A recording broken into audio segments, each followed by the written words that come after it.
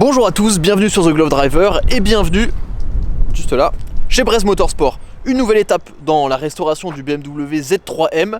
Vous le savez, si vous avez suivi les précédentes étapes de restauration, c'est Bresse Motorsport qui s'occupe de restaurer le Z3M. En ce moment, on s'attaque à la partie châssis, à la partie train roulant, suspension, etc. Si vous n'avez pas vu les premières vidéos, je vous invite à aller les regarder, histoire que vous compreniez un peu mieux voilà, les travaux qui ont été faits. Je rappelle que dans la dernière vidéo, en gros, on avait démonté tout le train arrière et on était, voilà, on avait vu un peu ce qui allait pas, le ressort cassé, la rouille. Depuis, il y a eu pas mal d'étapes de fête, donc ce qu'on va faire directement, sans plus attendre, on va aller rencontrer Maxime, le gérant de Bresse Motorsport, et Luc qui s'occupe aujourd'hui de la voiture pour voir ce qui a avancé. Mais avant ça, n'oubliez pas de vous abonner à la chaîne YouTube, c'est très important. N'oubliez pas de me suivre sur Instagram parce que ici sur la chaîne YouTube vous êtes plus de 30 000 alors que sur Instagram on n'est même pas 13 000. Donc allez vous abonner. Et bien sûr allez suivre Bresse Motorsport sur Instagram parce que eux aussi postent des mises à jour sur leur compte Insta. On va rejoindre Maxime et Luc pour voir ce qui a été fait. Alors je suis maintenant dans le garage avec le Z3 qui n'a pas bougé, qui est toujours ici sur son pont. Ici il y a Maxime.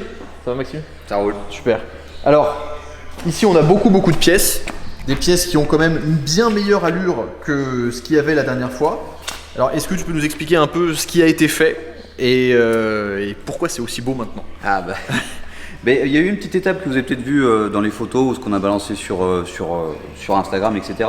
C'est revenu du sablage, enfin, c'était très rouillé, ça tout le monde l'a vu. Ouais. Après, donc on a sablé, c'est revenu gris, mais pas comme neuf, mais vraiment propre, plus de rouille. Ouais. Et ensuite on a peint. Et puis ouais, ça a de la gueule, là, ça y est. Ah bah là, on l'a vu, on s'était attardé sur cette pièce-là par exemple, qui est à l'avant sous le berceau, c'est ça? Ouais, le X-Brace, ouais. Et on voyait que là, alors attends, je tourne un petit peu. Sur ces parties-là, là, c'était complètement attaqué. Là, c'est tout beau, c'est tout noir, c'est tout brillant. Il n'y a plus une trace de rouille.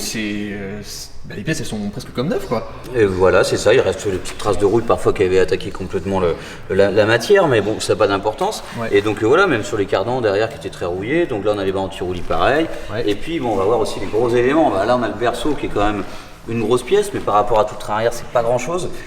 Ouais, vraiment, c'est chouette, je vais pas le manipuler parce qu'on risque justement de le rayer. Bon, à un moment, il va bien falloir le monter. Hein. Oui, bien sûr. Mais c'est vrai que voilà, puis avec ces toutes petites pièces qu'on a achetées chez BM, pas par milliers, mais par dizaines c'est certain, centaines peut-être, tous ces petits écrous, vis, voilà, des barres de direction toutes neuves, des supports d'échappement comme ici.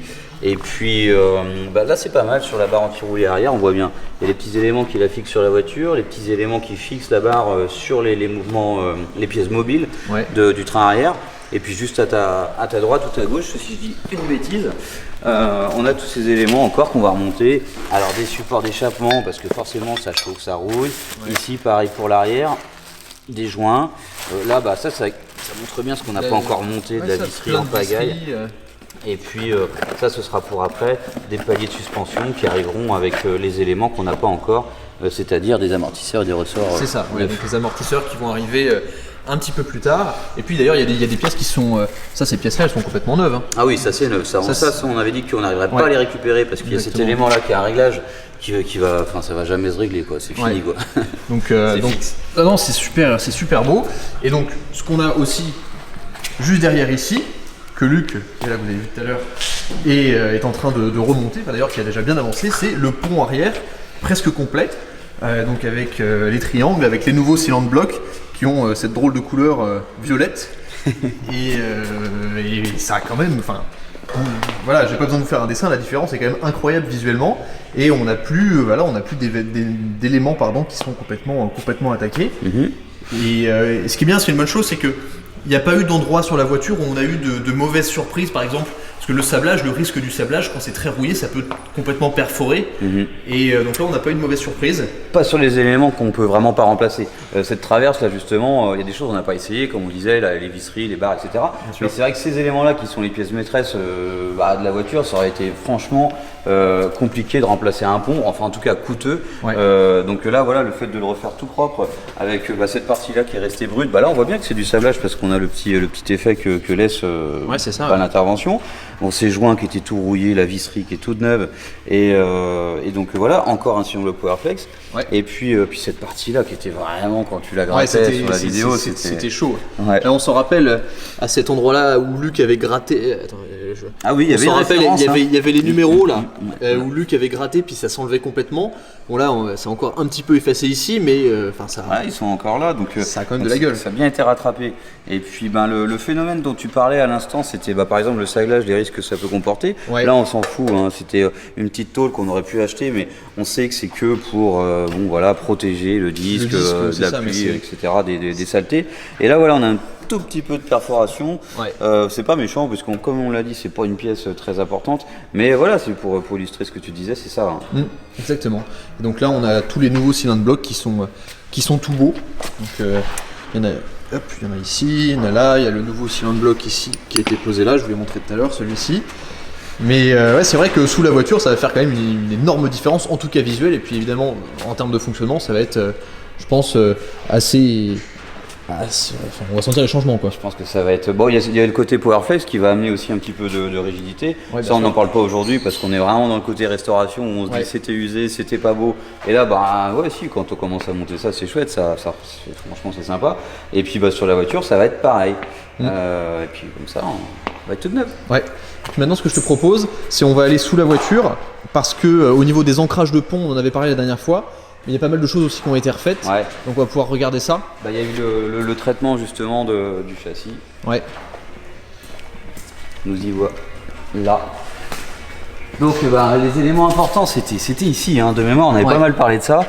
C'était ici où la rouille commençait vraiment à attaquer la caisse et là il fallait faire quelque chose. Donc ça a été traité. Hein. Donc voilà, on décape, on nettoie proprement, on applique les produits nécessaires pour que ça ne rouille plus. Ouais. Et puis qu'après, là, l'apparence, on s'en est un peu moins inquiété, puisqu'on s'est dit que c'était vraiment quelque chose qui allait être sali sous la voiture. Et puis, il n'y a pas vraiment de code couleur pour le dessous de la voiture. Et puis voilà, c'est sous la voiture, c'est pas super important. Ce qu'il faut, c'est surtout que ça soit bien solide, quoi. Donc solide, et puis que on le voit aussi un peu plus de ce côté-là. Alors là, la peinture qui est autour n'est pas complètement sèche. Donc on va pas y toucher, mais on voit qu'avant c'était un petit peu commencé à un peu corroder autour, mais pas de pas fêlé, pas de... Ah bah oui voilà, il n'y avait pas de ça, il n'y avait pas de choses qui avaient attaqué suffisamment avec autant d'importance pour que ce soit, on se dise mince, c'est dommage, c'est un mauvais achat. Par contre on a cet aspect là justement, avec un petit peu de la pâte, c'est vraiment comme la carrosserie, on en retrouve ici, c'est d'origine sur la voiture. Nous ici on a réappliqué les mêmes produits, enfin des trucs similaires pour que ça soit comme d'origine, mais c'est vrai que ça fait un petit peu, là c'est pas mal parce que justement on se dit ça fait un peu barbouillé et puis on voit d'origine c'est pareil. Ouais c'est ça. Donc, et de toute façon une fois que c'est sec ça durcit complètement et ça donne le même effet que ça, où c'est vraiment super solide, quoi. Et puis Luc a aussi commencé à remettre ici les supports du réservoir. Là aussi on en a deux autres.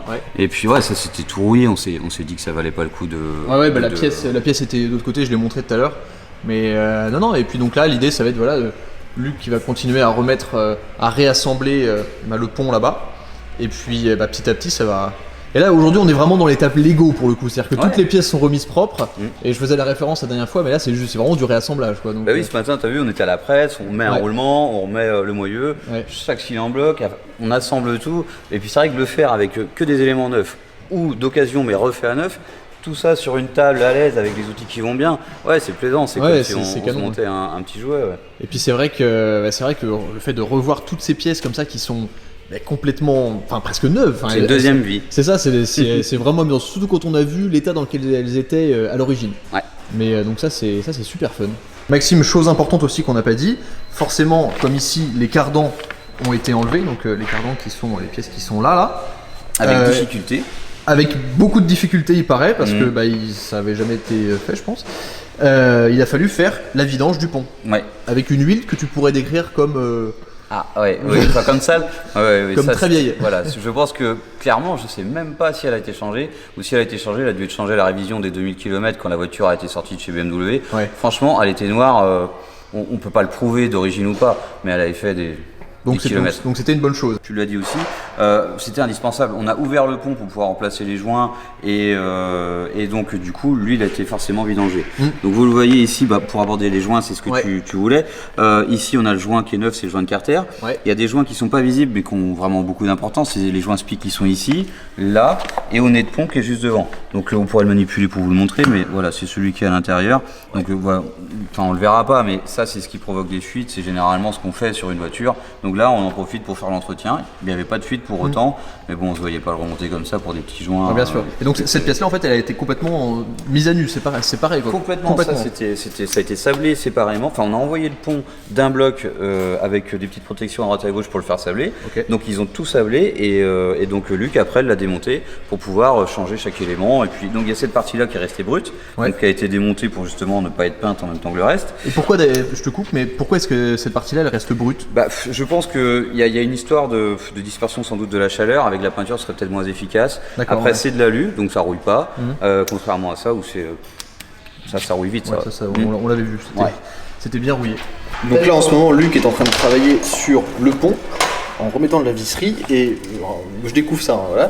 Mais ici il a un outil qui permet de refaire le pas de vis parce que là il y a un petit peu de rouille dans le pas de vis, il n'est pas complètement bien fait quoi. Et donc on refait tout simplement le pas de vis histoire que les vis puissent passer parfaitement. On sent la dextérité. Regardez, on vous parlait juste avant de la merde qu'il pouvait y avoir dans les pas de vis. Donc là, Luc vient de refaire le pas de vis de celle-là. Regardez tout ce qui est tombé en dessous. Et c'est uniquement de la rouille, c'est que ça. Donc c'est pas étonnant que les vis puissent pas se mettre dedans. Donc là, ici, on a le bras de suspension.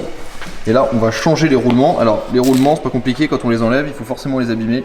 Donc là, vous voyez, c'est l'ancien roulement qui est complètement mort. Et du coup, là, on a des beaux roulements tout neufs qui vont aller juste ici.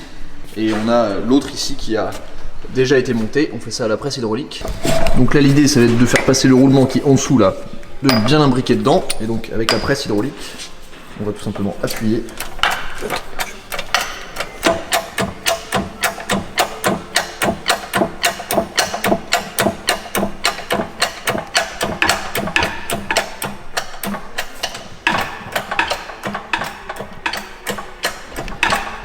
Alors juste ici, ça c'est les anciens cylindres blocs qui normalement sont sur ces parties là, donc sur les triangles. Et là on va mettre les nouveaux cylindres blocs, donc qui vont être comme ça, la barre au milieu et ça de l'autre côté. Donc terminé, ça donne ceci. Donc ça c'est des cylindres blocs, c'est une partie qui prend pas très cher, donc ils sont pas super abîmés. On voit que ça se décolle un petit peu au milieu, mais bon rien de bien méchant. Mais au moins comme ça on aura des beaux cylindres blocs tout neufs.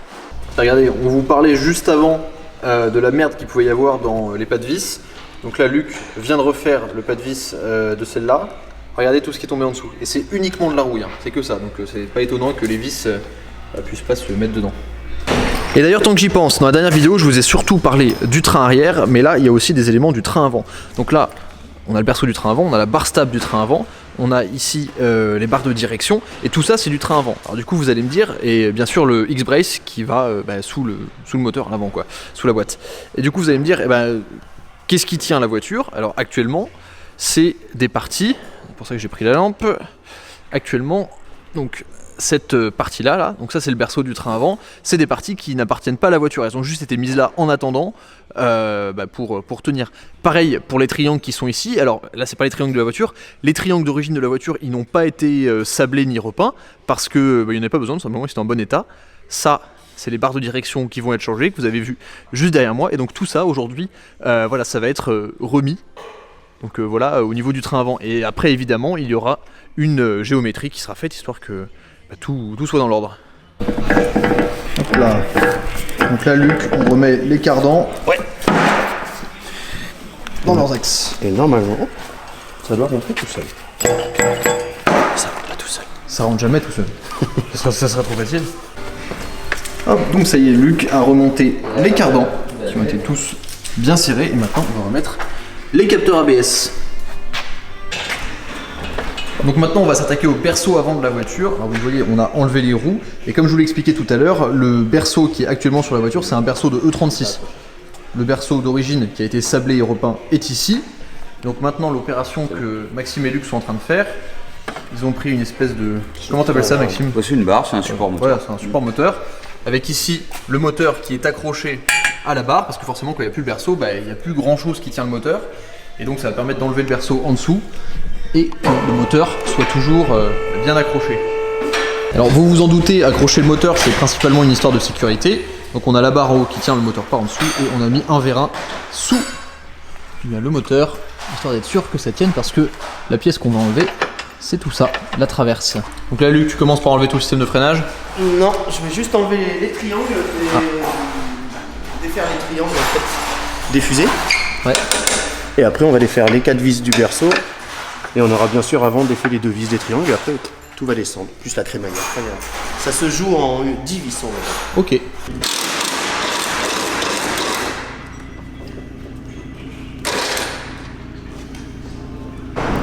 Hop là, alors vous l'avez vu, les risques du métier, hein, le berceau qui est tombé, de toute façon c'est pas le berceau de la voiture, donc c'est pas très grave. C'est un berceau de rechange, c'est des pièces de rechange. Mais du coup, ça nous permet, hop, si je mets la lumière ici, de voir, donc là il y a les disques forcément qui ont tourné, mais tout ça là, c'est le système de direction avec, hop, ici, l'axe de la direction qui va directement au volant. Et ça tient vraiment juste avec cette partie-là, et au bar stab. Hop. Là, vous voyez, ça par exemple, ça va être les parties qui vont être changées. Parce que faire une... Et ça, du coup, c'est une des parties qui vont être changées. La pièce est hop, juste ici.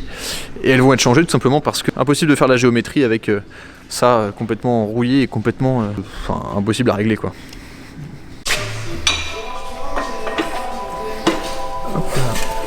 Donc là, Luc, on va remettre le berceau. Oui, tout à fait. Berceau d'origine pour le coup de la voiture, qui vous voyez est tout beau, tout neuf, avec des triangles. Donc l'idée c'est d'aller le placer. Donc l'idée, hop, c'est d'aller placer les visseries pile en face. D'abord la crémaillère. Voilà. Bien aligné. Hop là, donc voilà, tout est raccroché, donc les triangles de suspension qui sont raccrochés ici. Tout est bien remis, donc voilà, comme je l'ai dit, ces parties-là, elles vont partir. Là, on est en train de faire la vidange de pont. Oh, bah, elle est pas si... La vidange de boîte, pardon. De boîte. Elle a pas l'air si crado, ça. Non, par rapport au pont, on est bien moins pire. Moi, ça a l'air d'aller. Alors, maintenant qu'on a tout remonté, donc vous voyez, là, il y a les bar stabs avec les nouveaux cylindres blocs, les nouveaux écrous. Donc là, tout le train avant est remonté, mais maintenant, on va s'attaquer à cette partie qui est liée à la direction. Alors, on va voir si ça fuit. Ouais, comme disait Luc, si c'est plein d'huile, c'est que la direction fuit. Eh ben, elle fuit pas du tout, c'est parfait. Oh, c'est beau.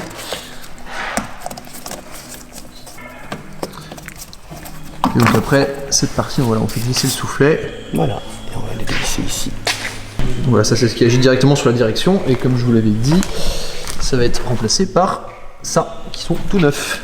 Donc là, on a la biellette de direction qui a été enlevée, et on voit, ouais, vas-y. On voit qu'il y a beaucoup de jeux, quoi. Elle commence à être fatiguée. Ouais.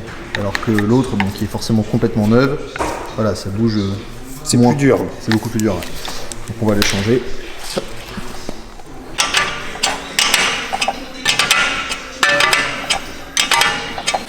Bon, c'était pas du luxe là, les rotules, tu vois. Elles ont pas de jeu, mais ça va pas tarder. Donc maintenant, on repose le X-Brace pendant que Luc enlève cette deuxième partie avec le soufflet. Je vais remplacer par la nouvelle qui est là-bas. Puis voilà. Ça fait quand même beau toutes ces pièces toutes belles, toutes noires, toutes peintes là. Donc voilà, après une longue journée de Lego pur et dur que du remontage, le train arrière est complètement remonté, il ne manque plus qu'à le mettre sur la voiture, et le train avant a aussi été voilà, remonté sur la voiture, donc tout ce qui est cardan, les nouveaux bras de direction. Voilà, j'espère que comme d'habitude ça vous a intéressé. D'ailleurs je voulais vous remercier, je ne l'ai pas fait en début de vidéo, mais sur la première vidéo de mécanique, où on a descendu tout le pont arrière, etc. Ça vous a vachement intéressé, les retours ont été géniaux. Donc merci en tout cas pour les retours, je suis content que ça vous intéresse, ça change vraiment des contenus que je fais habituellement. Donc là aussi c'était une vidéo assez longue, tournée façon vlog, comme la première, ça n'a pas changé. Donc la prochaine fois qu'on retrouvera la voiture, ça sera avec le pont arrière complètement remonté. La seule chose qui restera à faire, ça sera les suspensions et la géométrie. Et puis...